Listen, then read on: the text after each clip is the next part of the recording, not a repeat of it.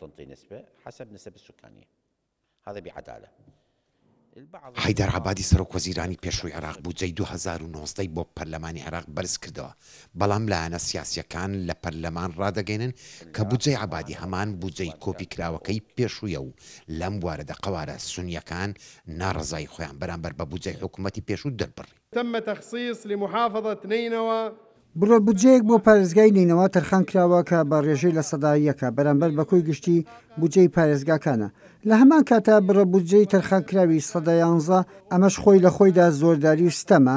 ئێمە وەک نوێنەرانی نینەوە نوێنەری شەرعیگەری نینەوەین، ناڕزای خۆمان بەرامبەر با پرۆژە یاسای بودجە دەرەبڕین.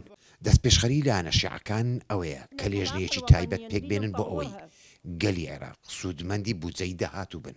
راح نشكل لجنة لێژنەیەک لە دەسەڵاتی یاسادانان و جێبەجێکردن لە ماوەی 2 هەفتە پێکدێنین بۆ ئەوەی بە پێی بەرنامەی حکوومەت بە بڕگەیەکی ڕاستکراوەوە دەربچین و سەرۆکوەزیران واژۆی خۆی لەسەر بکات بۆ ئەوەی ڕەخنەی لەسەر نەگیرێ. کورد بودجەکەی عەبادیان بە سزایەکی بەردەوام لە قەڵامدا و داوا دەکەن کە بودجەکە بۆ حکوومەتی مادی بگەڕێنەوە.